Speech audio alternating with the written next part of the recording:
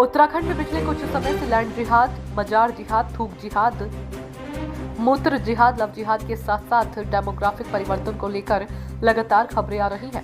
इन मामलों को लेकर मुख्यमंत्री पुष्कर सिंह धामी ने भी अपने रुख को साफ किया है।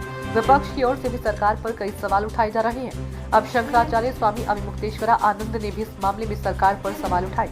उन्होंने कहा कि सरकारें कमजोर पड़ गई है और अगर कानून का राज हो तो कोई किसी पर हावी नहीं होगा।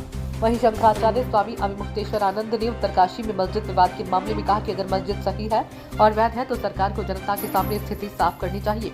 उन्होंने यह भी कहा कि अगर मस्जिद अवैध है तो ऐसी स्थिति में वहां पर बुलडोजर चला देना चाहिए। कुल मिलाकर शंकराचार्य ने इस मामले में भी सरकार को कटघरे में खड़ा किया और कहा कि जब स्थिति स्पष्ट नहीं है तो जनता आंदोलन करेगी, लेकिन इसमें सरकार को कागज दिखाकर साफ करना चाहिए कि मस्जिद वैध है या अवैध।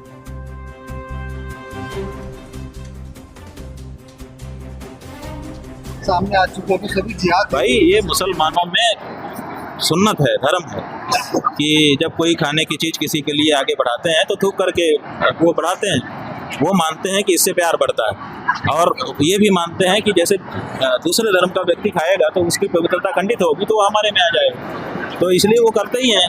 तो ये तो हमको तय करना है ना कि हम किसके हाथ का खाएं, किसके हाथ। इसीलिए हम लोग पहले विचार करते थे, अब वो विचार बंद हो गया तो अब ये सब तो भोगना ही पड़ेगा।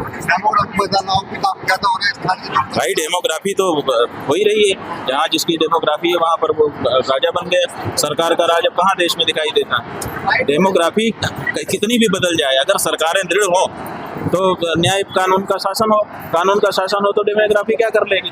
लेकिन सरकारें कमजोर पड़ गई हैं, इसीलिए डेमोग्राफी प्रभावी हो गई है। जहाँ जो ज़्यादा संख्या में है वो वहाँ अपने दादागिरी चला रहा है। ये सरकारों की और प्रशासन की कमजोरी है।